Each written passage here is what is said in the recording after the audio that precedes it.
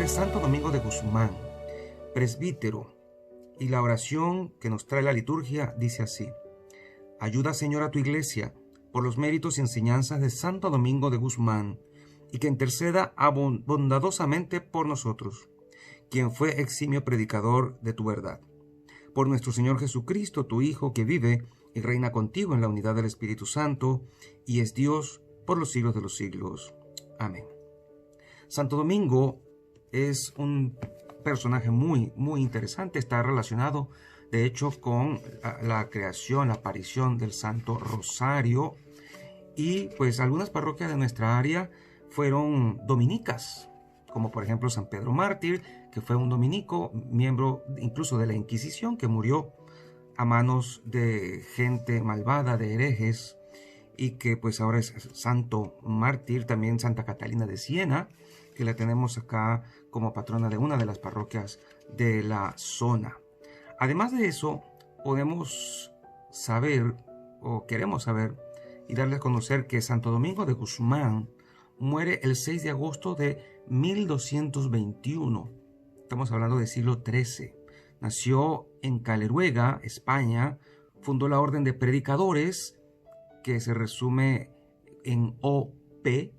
A veces los sacerdotes que pertenecen a esta orden escriben al final OP, para significar que pertenecen a los dominicos o la Orden de Predicadores, que actualmente cuenta con 6.550 religiosos aproximadamente.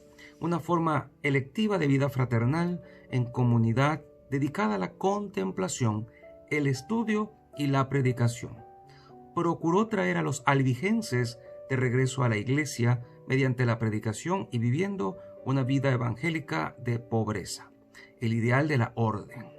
Bendito sea Dios por esta orden que ha hecho tanto bien en la diócesis de Oakland y que pues ha dejado su marca, su sello en algunas iglesias que pertenecieron a esta orden. Usted podrá ver una cruz con un pedazo blanco y otro negro. Esa es la cruz propia que suelen usar los dominicos. Felicitaciones a la Orden de Predicadores en todo el mundo. Hoy la liturgia nos va a hablar un poquito de la fe. Fíjense que el Evangelio de Mateo, en el capítulo 17, versículo del 14 al 20, nos dice: en aquel tiempo, al llegar Jesús a donde estaba la multitud, se le acercó un hombre que se puso de rodillas y le dijo: Señor, ten compasión de mi hijo. Le dan ataques terribles. Unas veces se cae en la lumbre y otras muchas en el agua. Se lo traje a tus discípulos, pero no han podido curarlo. Entonces Jesús exclamó: ¿hasta cuándo estaré con ustedes, con esta gente incrédula y perversa? ¿Hasta cuándo tendré que aguantarla? Tráiganme aquí al muchacho. Jesús ordenó al demonio que saliera del muchacho y desde ese momento éste quedó sano. Después, al quedarse solos con Jesús, los discípulos le preguntaron: ¿por qué nosotros no pudimos echar fuera a ese demonio? Les respondió Jesús: porque les falta fe. Pues yo les aseguro que si ustedes tuvieran fe, al menos del tamaño de una semilla de mostaza, podrían decirle a ese monte: trasládate de aquí para allá, y el monte se trasladaría. Entonces nada sería imposible para ustedes. Palabra del Señor. Gloria a ti, Señor Jesús. Yo estoy convencido personalmente de que todo lo que dijo Jesús es posible, es verdad. Si decimos que somos cristianos y seguimos a Cristo, cada palabra que sale de su boca y que queda registrada en los evangelios es verdadera. Muchos han querido pues darle la vuelta a este asunto de lo de mover montañas con la fe y dicen pues que se trata de una forma figurada de hablar y que nos dice claramente solo del poder que tiene la fe. Pero ¿y si pudiéramos realmente mover montañas con nuestra fe? La fe es un poder que Dios nos ha concedido, es un don que viene de arriba y nosotros lo recibimos, el don de fe. De hecho, es uno de los dones también del Espíritu Santo. Pero tener fe del tamaño de una semilla de mostaza, dice el Señor acá, que es tan poderoso como para hacer un acto que normalmente consideramos imposible. ¿Pero acaso el Evangelio no está lleno de imposibles? ¿Acaso el Evangelio mismo no está lleno de cosas sobrenaturales y naturalmente imposibles? Jesús camina sobre el agua, Jesús resucita a un muerto. Cosas de este estilo no son naturales y están registradas en el Evangelio. Por lo tanto, si Jesús me dice que si tuviéramos fe, aunque fuera de ese tamaño, podríamos hacer cosas enormes, ir contra la naturaleza misma, y como Pedro, caminar incluso sobre las aguas también. Si Pedro lo hizo y porque dudó, se hundió, quiere decir que muchas cosas se pueden lograr con la fe.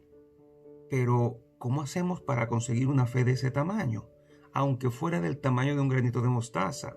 Con esto Jesús también nos dice que nuestra fe no llega ni siquiera a ser de ese tamaño. Y entonces, ¿cómo podemos lograr una fe así? Resulta que el libro del profeta Habacuc, que hoy tenemos como primera lectura, nos da un dato muy interesante. Del capítulo 1, versículo 12, hasta el 2, versículo 4. Pero entre esos versículos está esta frase: ¿y vas a permitir que siga llenando sus redes y matando naciones sin piedad? Hablando del impío, del hombre malo. En mi puesto de guardia me pondré, me apostaré en la muralla, para ver qué me dice el Señor y qué responda a mi reclamación. El Señor me respondió y me dijo: escribe la visión que te he manifestado, ponla en tablillas. Y así sigue el texto. ¿Acaso es esto un método?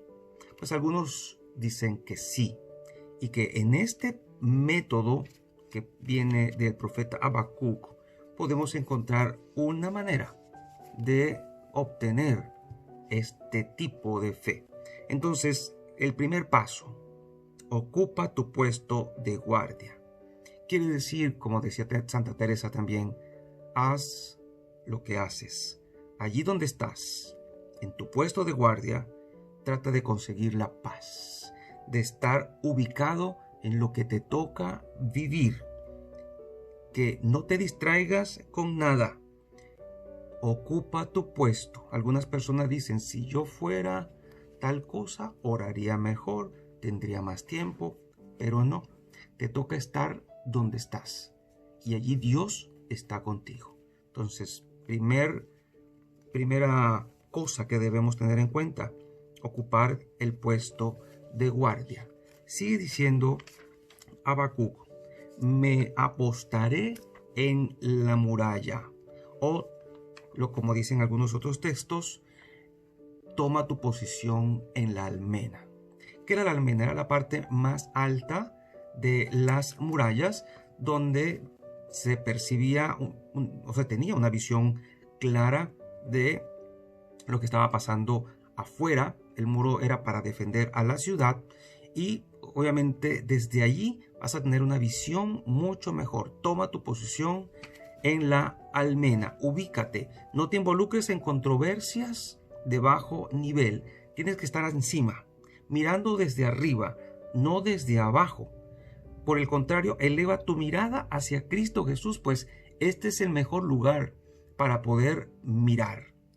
El tercer punto es: mira lo que te diga el Señor, o como está en la traducción, para ver qué te dice el Señor y qué responde a mi reclamación. Dios siempre nos habla. Si estamos en donde nos toca estar, en sintonía con el Señor, y si estamos mirando por encima de las situaciones sin involucrarnos en cuestiones rastreras, si me perdonan el término, pero es bastante claro decirlo así, en cosas de bajo nivel, vas a tener la visión correcta, el ángulo correcto de mirada para ver qué te dice el Señor.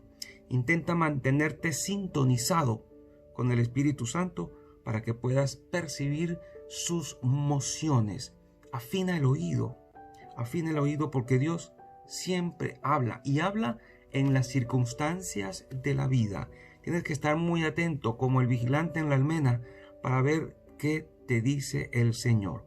Y luego, como decía acá el texto, escribe la visión que te he manifestado. O sea, anota lo que escuches. Cuando uno está orando, puede que se le vengan ideas. Algunas serán tuyas, otras no. Y por eso hay que lidiar con los pensamientos vagabundos que están allí en la cabeza. Pero cuando Dios habla, tú te das cuenta que es Él el que está hablando. Puedes ponerlo por escrito. Y así vas haciendo un recuento de todo lo que has percibido en la oración hasta que logres armar todo lo que en oración el Señor te revela. Escuchar a Dios en realidad no es algo difícil, es cuestión de disposición. Y en la medida que uno está más en contacto con Dios, pasa tiempo con Él, ora y está entretenido en los asuntos del Señor, uno va a poder tener una visión más clara de la realidad. La oración se considera una de las cosas más complicadas de hacer en esta vida porque tenemos muchísimas distracciones y todavía ese pensamiento de que puede que Dios no nos oye o de que estamos perdiendo el tiempo nos invade. Pero tenemos que luchar contra eso, porque cuando uno pasa tiempo con Dios se recrea, se le refresca la mente y el alma encuentra allí alimento, nutrición, guía, que es lo que tanta gente necesita. Muchas personas andan extraviadas, perdidas, incluso alguna que otra por allí solo depende de lo que el sacerdote de su parroquia le diga. Entonces, quiero darte un dato interesante. Cuando estás en oración, es el Espíritu Santo el que te guía. Es el Espíritu Santo el que te dice qué hacer. Cuando haya necesidad, pues consulta a tu director espiritual si lo tienes o al sacerdote que sea más asequible. Pero recuerda que el Espíritu Santo está siempre a disposición nuestra y sus consejos siempre van a ser los correctos. Sin embargo, ¿cuánto nos cuesta oír al Espíritu? ¿Cuánto nos cuesta apartar tiempo para la oración? ¿Cuánto nos cuesta seguir en obediencia lo que el Señor nos diga? Usted dirá, Padre, pero yo no sé nada. Es que a orar se aprende orando. En la medida en que usted se dedique a pasar tiempo con el Señor, en esa medida estarás conectándote con el verdadero Dios, el único y verdadero Dios, y estarás en sintonía con el Espíritu, que será el que te vaya diciendo qué hacer y cómo hacerlo. No es tan difícil, como te dije hace un rato, es cuestión de disposición. Y que la bendición de Dios Todopoderoso, Padre, Hijo y Espíritu Santo, descienda sobre cada uno de ustedes y les acompañe siempre. Y seguiremos en contacto, si Dios lo permite, a través de este canal. Feliz sábado para todos. Chao, chao.